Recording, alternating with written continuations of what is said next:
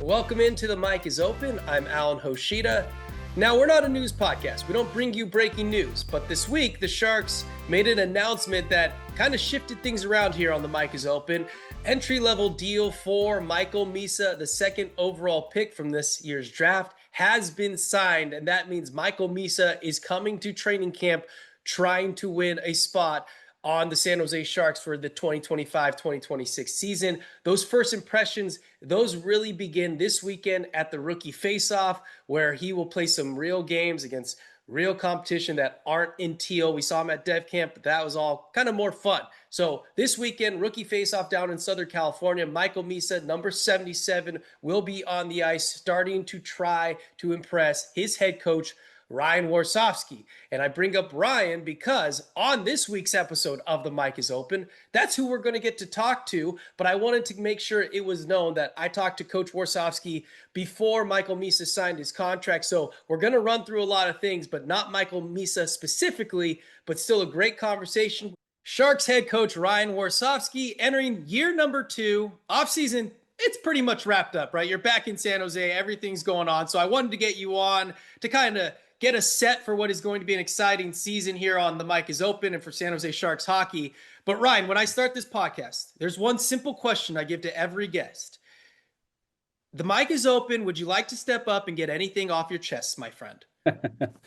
Well, I think obviously we're getting a new practice facility, and it's been a lot of construction. So today in the facility, there's been a lot of fire alarms Yeah. that disrupted our workflow here a little bit. But we're making the best of it. We're excited about obviously the upgrades that we're going to have here going into training camp and into the regular season. So that's been a little frustrating, but for the most part, we're excited to get back and get going again here.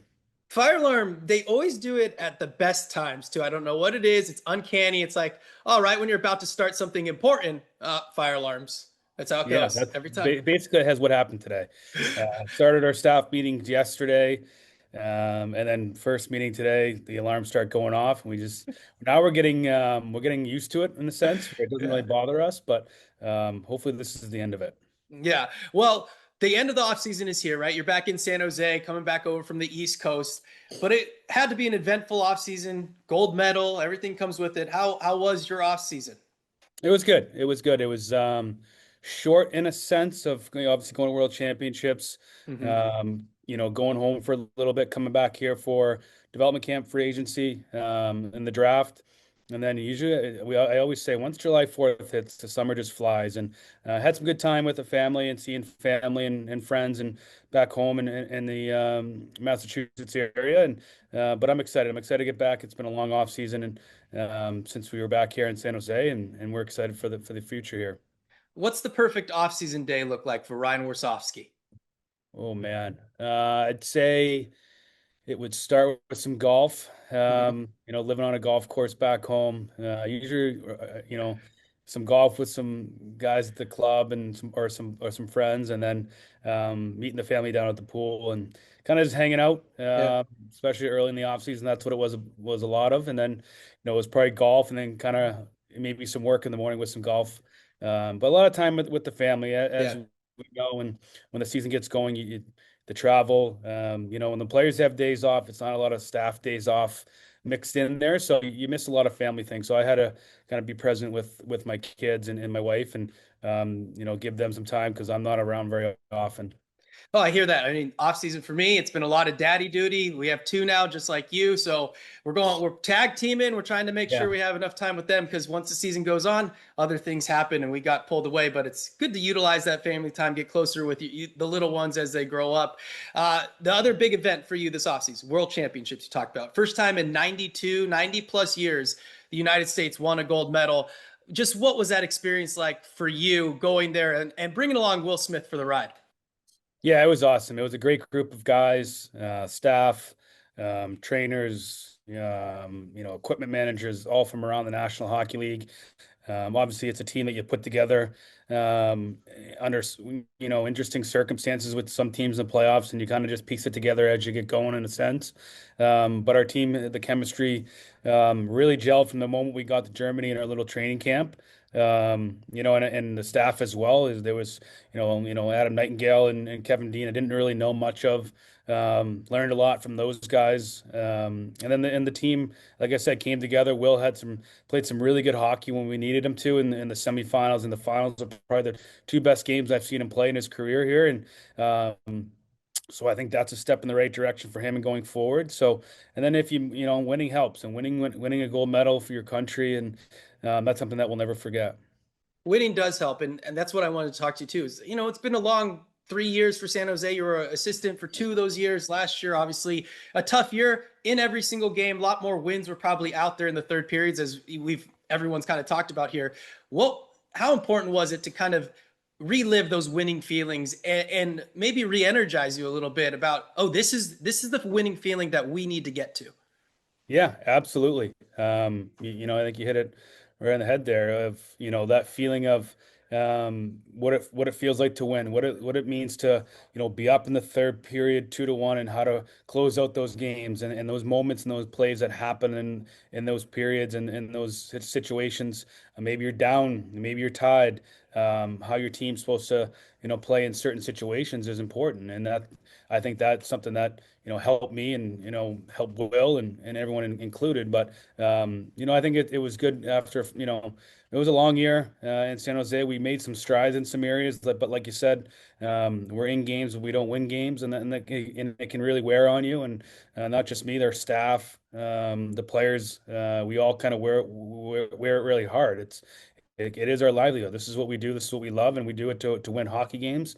Do we make strides in certain areas? For sure. But again, we're turning the page. We're focused on 25, 26 and really having a good start and being ready to go from day one. Before we look to that next year, which is, here, as we talked about, where's that gold medal going? Is it in your office? Is it really close to Macklin Celebrini? Where are we having this gold medal? It's actually, I left it back home. Okay. My focus is on the San Jose Sharks. Yeah. Again, and starting to win some hockey games. That will go in, above the mantle and stay in the family for a long time. And again, it was good to celebrate with the players and the staff after we won and come back home. And but that will stay back in Massachusetts. Now, as you look for this season, a lot has happened this offseason for the San Jose Sharks. You get the lease agreement, which is huge, long-term, 25 years. But when you look to the roster makeup, Orlov, Klingberg, Leddy, Skinner, Kurashev, Gaudette, Nedeljkovic, Mike Grainer's team have given you quite a bit of veteran leadership, 5,000 games. I keep saying it, but I think it's important to say. What stands out to you about the way this roster looks as you look towards training camp? Yeah, well, a couple different things. I mean, obviously, we're going to have almost 10 new players potentially on our team. So there's going to be a lot of work we have to get everyone on the same page and how we want to play. But yeah, like you said, we've added some experience. Our back end, we can move pucks, we can get out of our own end probably a little bit cleaner, hopefully this year. And we've surrounded these younger players with some experienced guys, Ryan Reeves, and like you said, Gaudette, Nick Leddy's played a lot in this league, Klingberg, guys that have played in the Stanley Cup Finals, guys that have gone on long runs and know what it takes to win in this league. And if you look back at our season last year, we made some strides, like I said. We're in a lot of games. I think we lost 13 games with the league going into the third period, and hopefully adding this experienced group that we've added will help us get over the hump. And those guys can be a voice as well. And I think that's kind of what we looked at this summer of where we can add some pieces and help this team grow and take the next step. And I think we've brought in some really good players to help us do that. What are your conversations like with Greer when it comes to the roster makeup? Yeah, we talk quite often, leading up into free agency. We talked. Obviously, I was here, during free agency, so we had a lot of conversations about particular players that we had interest in, guys that we obviously got that we're excited about, and we're going to continue to grow this thing and take the next step. And again, we can't put a timetable on when we're going to be there at the end, but we got to continue to push forward and make this team better. And I think that's what we did, and that's what Mike did with his staff, and did a really good job. A year ago, you're entering training camp. No one really knows the players. They know who you are, obviously, but you're leading your own camp. Drills might be made up a little bit different. How much easier is it this year going into it where the guys kind of know what to expect? You know what you're going to do here. You wanted to be ultra competitive from get-go. That was noticeable. But now year two, it's not as much of a feeling out process. Yeah, for sure. I think it's really important. No staff changes, same staff's coming back. I think that's important. Guys know what my expectations are, how my practices are run, how our training camp is run, what we expect, with effort and compete. We're going to continue to grow that. Again, there's 10 new players potentially.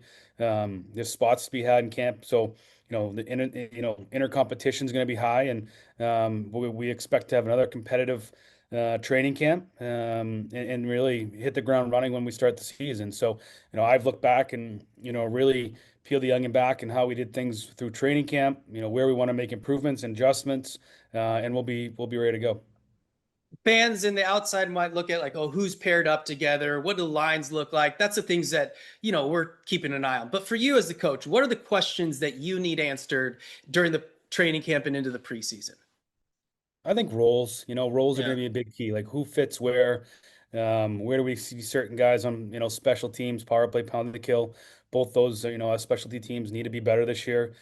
Can obviously help you win a game, and like we saw, it's can influence you losing games. So where roles are gonna, where guys are gonna fit into roles. How many, we talk about game management. That's gonna be a big key going through our training camp. It's gonna be a big emphasis on certain situations that we're in. We're gonna try to really, set examples up so we can really see those. Situations and scenarios that happen throughout the season and get comfortable in those situations. So I think roles will be one. I think we got to learn how to, manage the game. It's gonna be a big, like I said, a big topic of conversation here as we Mhm. get going. And at the end of the day, we got to continue to rise our, competitiveness. You watch that Stanley Cup Finals, and you watch the Florida Panthers, you watch the Edmonton Oilers, you watch the Carolina Hurricanes, the Dallas Stars, the teams that are there at the end. Their competitiveness and the way they fight for pucks and the way they, play off, when they don't have the puck and try to get it back, is the reason really why they're there. For systematically, a Mhm. lot of us teams do the same thing. Yeah, it's who can do it the most consistently. Really is what comes down to. And I'm not really into being hot once in a while.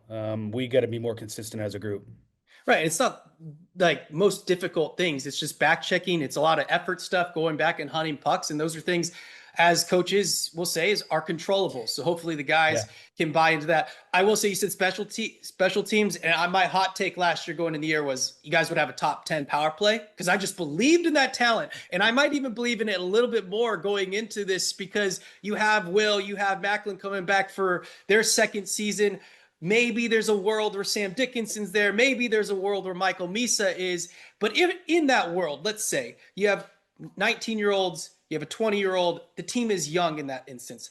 Why do you see, though, that this generation of player is pushing for their NHL time earlier? And not specifically talking about each one of those guys, because Yeah. that'll play itself out. Like you said, they'll tell you if they're ready. But in general, you see it across the league. There's more guys pushing for NHL time earlier than we saw even 5 years ago. Yeah, it's a younger league than it's ever been, and we've seen that, kind of come to fruition here the last couple of years, especially obviously here in San Jose, but around the league. And these guys that are coming out of the draft, their skill set and their tools are through the roof. The things that they can do with the puck. They obviously have come up with skating coaches, skill coaches, shooting coaches. Where back in the day, those guys didn't really have those special coaches. So now you're seeing, Mac have his own skating coach and Will and shooting coach. You see Will working on faceoffs with guys that have played in the National Hockey League. So it's easy for these guys to kind of step right in because they've got a unique tool set. On the flip side of that, they obviously times where the game with the pace of the game, it Mm-hmm. can get we saw that with Will a little bit. He gets surprised by the pace, and it's not his fault. That's just the National Hockey League. It's a man's league, and it always will be. And but I think their tool set and their unique skill set can help them get by. And we saw that. And it's at some point the game slows down and they can start letting their really flourish in what they can do. And we saw that obviously an example with Will. So we'll see what happens throughout camp with Sam and Michael. And if we believe and we think they're ready to really help us, then we're going to give them every situation that we can to let them flourish, and they'll make mistakes and we'll help them guide them like we did with Mac and Will. So it'll be an interesting camp. There's a lot of competition. And again, we're looking for some competitive people to take us to the next step. How much do you guys work with those specialty coaches? I know it's probably more the offseason. We've seen the videos with Macklin, with Sid, and with Bedard all offseason, but how much are you guys in communication with them? As it more of a collaboration? And obviously Macklin has his dad who's in charge of Steph Curry, who's mildly important in the Bay Area sporting landscape. Yeah. Yeah, I think, being in the business, a lot of the Mm-hmm. skating coaches, the shooting coaches, the skill coaches around really the country and then into Canada. So, there's a lot of conversation, a lot during the summer. Yeah. Talking to skill coaches and understanding, how they see things. It's to be honest with you, it's difficult because they Yeah. see something very individualized. They see, player X doing this. They watch their shifts. Whereas the coach of the team, you see it. How we playing without the puck. And Mm-hmm. a lot of times they're watching it with the puck, and you only have the puck in your stick a finite time in this game, and to win this game, you have to be responsible without the puck at the end of the day, and yeah, so there's a balance to it. I don't think that there is a need that these players love it, but at the flip side of it, when the season gets going, it can be difficult to really communicate with those guys. Your own coaching journey hasn't been one where it's like you come into the NHL or the AHL and you just move on, fly on up. I mean, you have flown, but I liken it to kind of what we do as broadcasters. We go the local route. Like I'm sure local newsies or sports Yeah. reporters from your stops, and then you work your way up and you finally make it to what you think is your dream job or what you wanted to go. But along that way, there are moments where you're like, man, is this gonna work? Am I going to be able to do Yeah. this? Can I do this for my family? Can I do this? Do I just have the dedication to keep on going? Because it gets tiring. Is there a moment along your path that you're like, that's it, that's the one? I have had a lot of moments where I was thinking, man, what am I doing? For sure. Yeah. Back in the ECHL when I'm in South Carolina, when the bus breaks down and the bus driver tells you to go put out flares in rural Georgia, and when cars are going by 85 miles an hour and you're putting out flares because the bus breaks down. There was moments for sure. But again, the passion that you have for what you do, and that's not just in coaching, that's in being a news anchor, that's with being a truck driver, that's with being a painter. If you have passion in what you do, that's what brings the love of what you do and why you do it. And Yeah. that's looking back at my career. Starting in South Carolina, you're not making a lot of money, but I was at the rink from 6 a.m. to 8 p.m. because I loved it, not because of the money. That had nothing to do with it. And Yeah. there was a passion I had with this game and helping others. And, back then it was getting the player to the American Hockey League. I thought when I was calling a player in to say, hey, you're going up to the American Hockey League, that was like Christmas Day to me, to tell him that information, because you could see all the hard work that player put in and the effort. And his goal was just to get up and get a sniff to play in the American Hockey League. Then you get to the American Hockey League, and it's very similar to get to play in the National Hockey League, to tell him, hey, welcome. You're going to the National Hockey League. Your flight's at 4 o'clock to go to Raleigh, Mm-hmm. North Carolina. That's special. And to think you have a little piece of that maybe to help him do that. Those are the moments that I loved. And yeah, I'm competitive as we know, but and I want to win every game we can, and whether that's pickleball or a game of hockey Tuesday night at the tank. To see players reach their goals, to see players improve and develop, that's a big passion of mine, and I think that's um, it's helping people. That's Yeah. the human side of it. So I think there's two sides of that, but for sure there was times where you look back and you're like, man, how did I get through those days? But you find your passion, and that's kind of always been who I am. But it makes it sweeter, right? Like it's one thing if you stepped right into a bigger role, I don't think you appreciate. Like that's what I say to young reporters is go if you go local markets, I wouldn't take that away because you learn so much about different people, how much they love their local sports, and then when you get to what I my dream job was the Sharks to host San Jose Sharks hockey, it makes everything else so much sweeter. Absolutely. You remember the grind. Man, I grinded from the bottom, really, Yeah, and that's doesn't mean I know it all, but I know what it's like to be 5 years in the ECHL and grinding on buses and planning, booking the bus, booking hotels, booking meals, and then as you move up, it almost gets a little bit easier, and yeah, you got more people around you to help you and support you. But you never forget where you came from. Every time I'm blessed to be in this league and blessed to be the head coach in the San Jose Sharks, and still humble to this day. I always will be, and um, I think that's something that I'll never forget, and I don't take a day for granted. Coming here and being here, it's a dream, and it's something that I'll obviously never forget, and I'll always be grateful for it. and your kids are now starting to get a little bit older, starting to really understand what dad does, and that's got to be the really cool thing. Like my daughter's almost 4, September 30th, Yeah. she's turning 4, and she kind of starts to know what dad does, and it doesn't make my job any better, but it certainly is more rewarding where you can share this now with your kids. Yeah, for sure. Obviously, my son is around a lot, and he's a huge hockey fan and loves the Sharks, loves Sharky.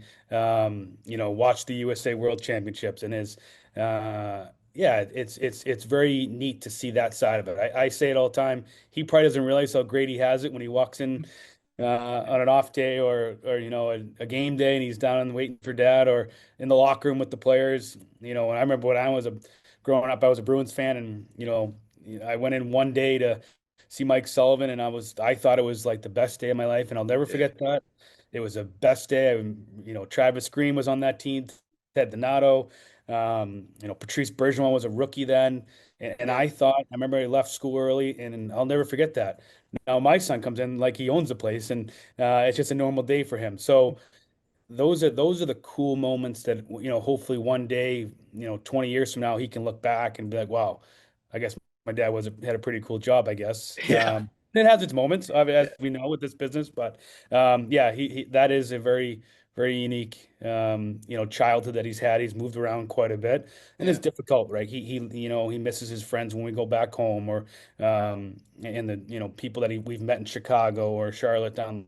There's going to be moments where as we get older, it's going to get a little bit tougher, but it's obviously a unique profession, and but we're definitely very grateful.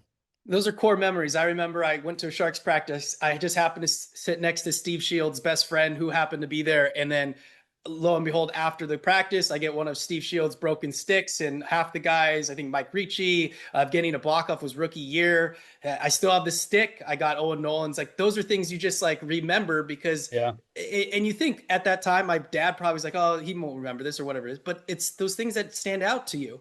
And I know your dad has had a huge influence on you. Going back to your press conference, those were, like you said, the hardest times to kind of get through when you start thinking about everything that your dad and your mom and your kids have done for you.